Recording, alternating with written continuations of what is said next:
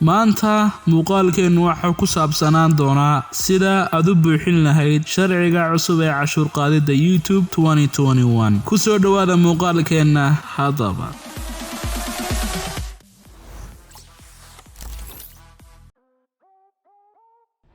السلام عليكم صاحبيال وانا وخال عبد الرحمن يا halkan Somali Tricks waa mar kale iyo muuqaal cusub. muuqaalkan maanta waxa ku saabsanaan doona sida aad u buuxin lahayd sharciga cusub ee cashuur qaadida YouTube 2021 kaas oo saameynaya YouTuberiska aan ku noolayn Mareykanka. Hadaba maanta muuqaalkan waxay noo soo diyaariyay iskuna soo dubarshiday saaxiibkeen Cusman Xidig oo aad u garanaysaan mulkiilaha channelka Jiilka Maanta Hadda ahaana channelkii la oran jiray SamTT channel. isaga ayaan martuganahay wuxuu yahay sharcigani si guud mar ah iyo sidoo kale sida aad u buuxin lahayd warqadda cashuur qaadida dadka aan ku noolayn Mareykanka insha Allah. hadda daawun muuqaalka hore ku saabsanaa sharcigan wuxuu yahay cid uu saameynayo waxaad ka helisaa description-ka. ugu horreyntiisa like dhan muuqaalka, subscribe na channelka, kuna soo dhawaada muuqaalka oo dhameystiran. soo dhawaada waa mar kale iyo muuqaal cusub. maanta muuqaalkeenan waxaan ku eegaynaa sharciga cusub ee markaas bariye ka hor ay soo saartay shirkaddan YouTube-ka. muxuu yahay sharcigan? yuu saameyn ku yeelanayaa iyo su'aalo kale isweydiinayso ayaan muuqaalkan kaga jawaabi doonaa. ugu horreyn, muxuu yahay sharcigan? sharcigan jawaabtiisa oo kooban oo aadna fahmayso haddii aan ku siiyo waa sharci la xiriira markaas canshuur bixinta. macnaha Google ama YouTube isku dar labadoodu waa Google waxay doonayaan inay ka faa'iideystaan YouTuberada aanan markaas u dhalan ama aanan joogin Mareykanka. maadaama shirkaddan Google iyo YouTube laga leeyahay Mareykanka, dawladda Mareykanka lafteeda iyo macal Google imaandaradoodii waxay keeneen inay ka faa'iideystaan dadka aanan markaas u dhalan Mareykanka. jawaabta kooban ee sharcigan haddaan ku siiyo, Google ayaa doonaysa inay canshuur ka qaado dadka markaas ka daawada Mareykanka. tusaale janaalkaadii ayaa wuxuu helay daawadayaal qurux badan wadamo far badan ka yimid. haddii daawadayaashaada ay ku jiraan dad jooga Mareykanka isla markaasna daawadayaashaas ay xayisiin ku daawadeen muuqaalkaagii, Google wuxuu sameynayaa daawadayaashaas lacagtii ka soo gashay ay canshuur ka qaadaan. lacagtana qofka laga qaadayo waa adiga, meel kaleba ha raadin. sharcigaana intiisa ugu muhiimsan kaliya waa intaas. uma baahnid inaad walwasho. hore ayaa janaalkaaga canshuur looga qaadi jiray oo janaalkaaga haddii AdSense-ka kuugu furnaa YouTube-ka amaba dawladda Mareykanka lafteeda canshuur ayay ka qaadi jirtay. marka haatan waxay soo bandhigtay in vieweriska ka daawada Mareykanka lacagtii ka soo gashay kula qaybsadaan. muhiimadda waa intaas. sharciga noocaas ahna waxay Google bilaabi doontaa bisha June ee soo socota sanadkan bartamihiisa. inta ka horeysa lacagtaadii si toos ah lagu siinayaa, balse wixii markaas ka dambeeya lacagtaadii Google iyo dawladda Mareykanka ayaa kula qaybsanaya. tan kale oo iyadana ah warqadan la buuxinayo maxay tahay? warqadan caadiyan waa warqad iska caadi ah oo dhibaato aan lahaynin inaad ku murugooto maahan. waa wax aad u fudud, aad u sahlan buuxinteeda. su'aalo kooban kadib wax walba way ku diyaarsamayaan. haddii aan laakiin warqadan buuxin ka hor 31 May, Google waxay awood u yeelan doontaa markaas inay ka jarato lacagta markaas ka soo gasha dhankaas iyo YouTube-ka. tusaale May 31 ayaa la gaaray adigu aan markaas foomkii aanan buuxin. waqtigaas wixii ka dambeeya Google waxay awood u leedahay in lacagtaada 24% ha laga daawado Mareykanka ama adduunweynaha laga daawado. dhammaan lacagtii ka soo gashay adduunweynaha 24% ay ka goosanaysaa lacagtii. haatan waxaad isweydiinaysaa marka sidee baan foomkaas u buuxin karaa? aad buu u sahlan yahay, aad buu u fudud yahay. inaad isku murjiso ma bahanba, mana mudna in la isku murjiyo. bal ila daawo muuqaalkan gaaban ka faa'iidayso wacan. foomkan si aad u buuxiso waxaad sameynaysaa browserka aad isticmaasho mar walba ee ku jira mobilkaaga ama computerkaaga ayaad soo furanaysaa. adiga midka aad doonto markaas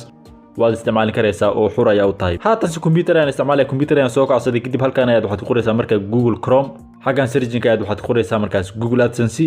intaa kadib waxaad booqanaysaa marka account-kii aad ku lahayd Google AdSense. Gmail-kaaga geli, password-kaaga geli, boom wuxuu ku soo furi doonaa marka account-kii aad ku lahayd Google AdSense. isla markiiba aad soo gasho account-kaaga, xaggan sare qaybtan sare eeg waxaa ku yaala important check if additional tax information is required from you. waa meesha markaas ay kugula socodsiinayaan inay ka doonayaan waxyaabo ku saabsan markaas tax info-ga. haddii uusan laakiin qoraalkan xaggan sare uusan kaaga soo saarin, waxaad samayn kartaa inaad xaggan payment-ga tagto, option-kan payment-ga dabadeed xaggan ayuu wuxuu kaaga soo saari doonaa marka button calaamada la yaabka ay ku dhex sawiran tahay gaduudna ah yacni cajaa'ibkiisa wata marka waxaad u baahan tahay inaad ku dhufato amaba ku taabato amaba keli ku tiraahdo manage tax info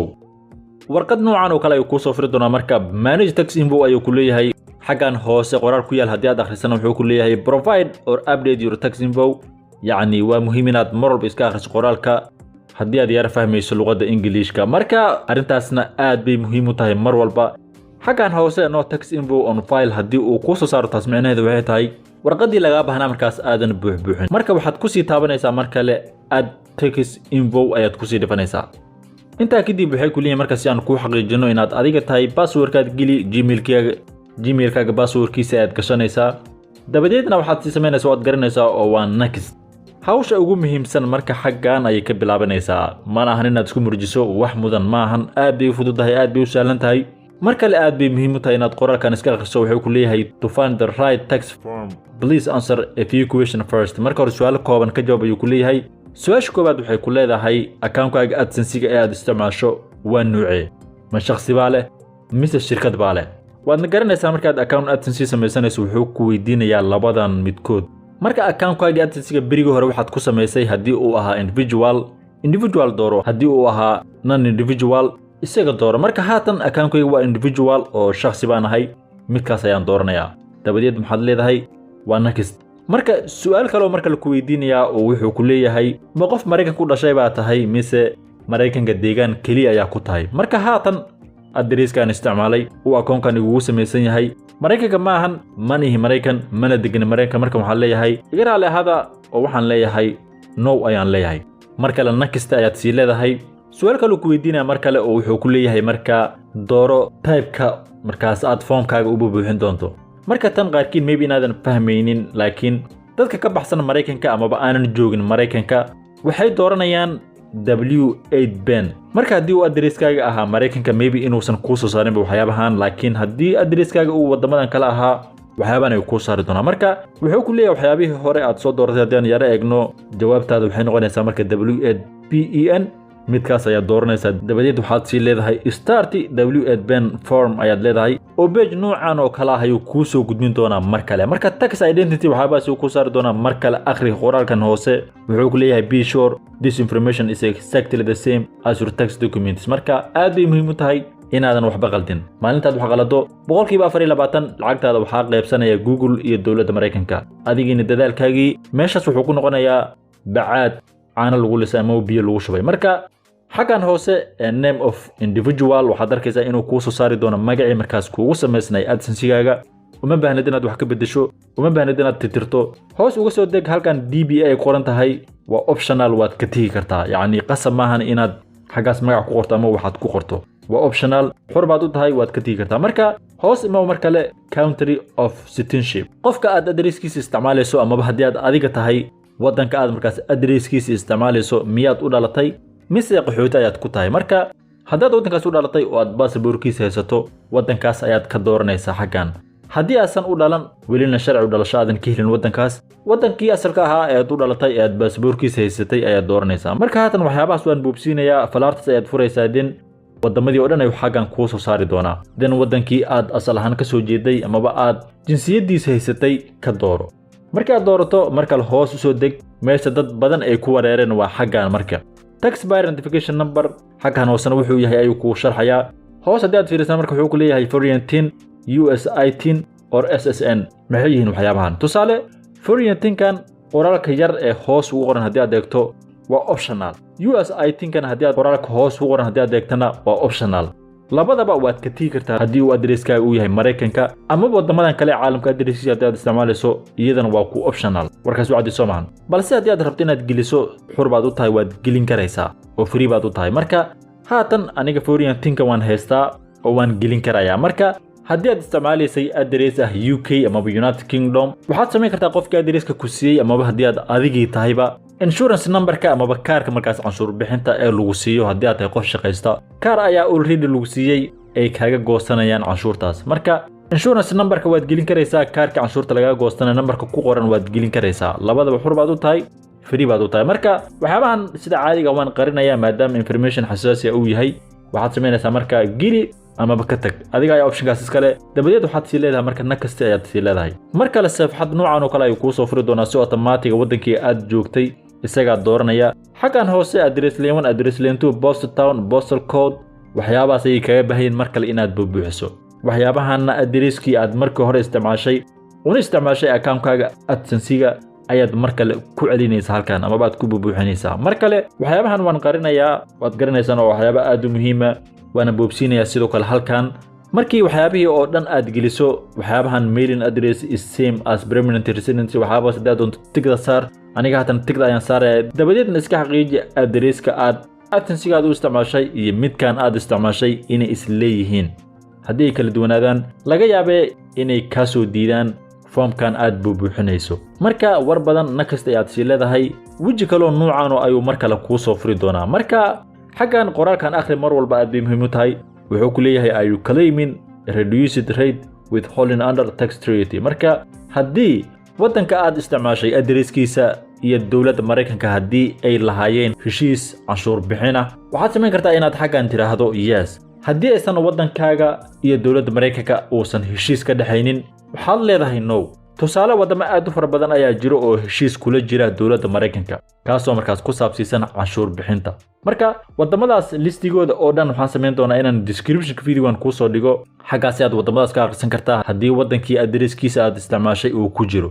haatan aniga wadankan addresskiisa isticmaalay iyo dawladda Mareykanka marka heshiis ayaa ka dhaxayo oo waxaan dooranayaa marka yes ayaan dooranayaa xagan ka hooseysa yes-tana sidoo kale tig ayaad saaraysaa oo resident of my country claiming US territory waxyaabahaas ayuu ku leeyahay tigda saar hoos soo dig mar kale xagan wuxuu ku leeyahay wadankii markaas Mareykanka heshiiska tax treaty oo kala dhaxeeyay isheeg ayuu ku leeyahay marka United Kingdom ayaan doortay dabadeed hoos u soo deg marka xagan qoraal ayuu ku saari doonaa special rates and conditions you may be exempt or have tax withheld waxyaabahaas ayuu ku leeyahay marka akhri Englishka akhri qoraalkan meesha ku qoran laga yaabay inaad luqadda Englishka iga badiso marka hoos ima xagan services AdSense ay qoran tahay marka la tigda saar isla markiiba aad tigda saarto waxaaba noocan ay ku soo furi doonaa marka falaartan yariista ee hoos u jeeda ayaad furaysaa dabadeed waxaad ka dooranaysaa marka article 7 and paragraph 1 waa markaas heshiis dhex yaalay Mareykanka iyo UK marka xagan withholding rate-ka dooro falaarta yariista dabadeed labadan option ay ku saari doonaa mid 0 ah iyo mid 30% ah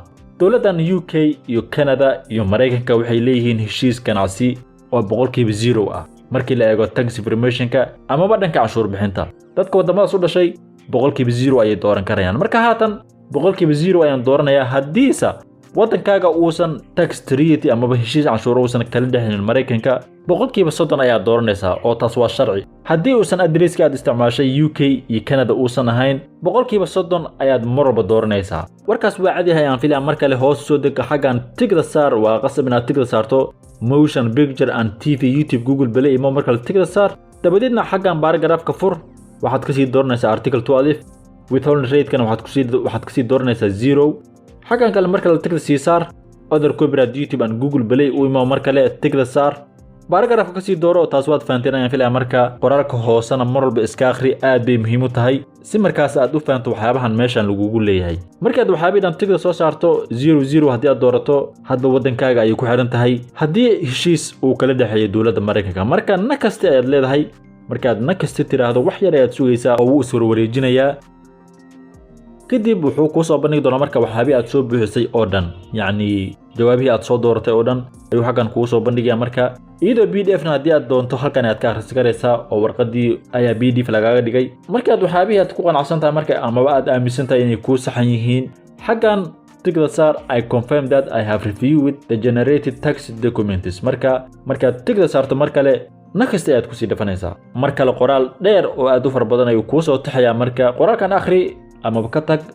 taas adiga ku qosaysaa marka hoos ayaad imaanaysaa marka your signature saxiixaada ayaa loo baahan yahay saxiixaadana uma baahnid inaad meel xaadirto ama goob markaas waxba lagu saxiixo aad tagto kaliya waxay kaga baahan yihiin marka magacaaga sharciga yacni magacaad wadankaas ku joogto ayaa lagaaga baahan yahay marka xagan full legal name-ka imaaw dabadeedna ku qor magacii markaas qofkii addresskiisa aad isticmaalaysay oo wadankaas kaga diiwaan gashana geli magacii markii aad ku qorato meesha marka xagan su'aal kale ayuu ku weydiinayaa wuxuu ku leeyahay qofka waxyaabahan sameynaya ma adigaba waxaan leeyahay marka waa aniga qofkaas aniga ayaa bubuuxiyay gacmihii baan ku soo bubuuxsaday dabadeedna nakasta ayaan sii leeyahay mar kale qoraal ayuu kugu sii xijin doonaa marka iska akhri waxyaabahan mar walba san kuu soo sheegaba marka haatan waxyaabahan waa waxyaabo quseeya markaas dhankaas iyo Mareykanka maadaama aniga haatan adreskayga uu UK yahay ma quseeyo adeer waxaan leeyahay maya ima quseeyana ayaan leeyahay sheekadan dabadeedna qoraalkan hoose akhri marka la status change account-kan adsiga ma mid hore u jiraba mise waa mid haatan cusub marka account-kan waa mid hore lacag lagu soo diri jiray waxaan leeyahay option-kan hoose ee aan profiling tax info and excess payment waxaabaas ayaan doortay dabadeedna xaggan kale oo ka hooseysa ee laga baahan yahay marka inaad tigda saarto tigda saar meeshan kale oo kasii hooseysa ee changes ay qoran tahana waa optional waad ka tigi karaysaa ama waad buuxin karaysaa marka waxaad leedahay submit ayaad leedahay isla markii aad submit tiraahdo wax yar ayaad sugaysaa oo uu soo wareejinayaa xaggan waxaad arkaysaa marka in waxyaabihii aan maantanan ku soo daalnay ku soo rafaadnay soo buuxinay waqtiga naga qaatay inuuna leeyahay marka wax walba waa lagu xaqiijiyay oo waa approved waxyaabihii aad samaysay oo dhan xaggan ay kugu soo bandhigaya marka haddii xaggan lagu yiraahdo disapproved amaba approved oo ku soo saarin waxba ka qaldan ku noqo adreskaaga haddii aad wax qaladana mar walba xur ayaa tahay oo xaggan submit new form ay qoran tahay ayaad ku dhufan karaysaa dabadeed wixii aad soo samaysay oo dhan ayaad dib ugu soo celin karaysaa marka xur baa tahay haddii aad wax qalad waa caadi waxbaad qaldi karaysaa binaadan baa tahay marka inaad isku muujisaaba looma baahna hawlahan si aad u sii xaqiijisato waxyaabihii aad samaysay oo dhan in la approve gareeyay waxaad kaloo sii samayn karaysaa inaad gmail-kaaga soo furato yacni browser-kaaga soo furo marka gmail ku qor gmail-ka ku sii dhifo isla markii waxaad arkaysaa marka inuu soo saaro markaas your tax info has been approved taasoo macnaheedu tahay wax walba haatan waa okay 24% Google kaama jaranayso oo lacagtaadii markaas hadba wadankii aad isticmaashay adreskiisa iyo dawladda Mareykanka hadii heshiis dhaqaale ay kala dhaxeeyay way ku siinaysaa markaas lacagtaadii iyadoo xalaala balse lacagta YouTube-ka waa mid xalaal ah mise mid xaraan ma garanay taas hay weydiin ilaah baa garanaya haddaba waa qaabkan markaas qaabka aad u buuxin karayso formkan iyo sharciga wuxuu ahaa waan idin soo sharaxnay aad baad ugu mahadsantiin daawashadiina quruxda badan marka sidaas ayaan idinka tagayaa waa aniga Cusmaan Wadin sidaas nabadgelyo assalaamu calaykum waraxmatullaahi wabarakaatuh halkaas inoo wixii doona muuqaalkeenu maanta kulli waxaan filayaa wax badan fahanteen sharcigan wuxuu yahay sida loo buuxiyo shuruucda iyo waxyaabo kale oo fara badan aad baan ugu mahadsanyahay saaxiibkeena Cusmaan Xidig oo in ka soo qaadanay muuqaalkan inaguna faahfaahiyay waxa uu yahay sharcigan sida aad u buuxin lahayd warqadda si tartiib ah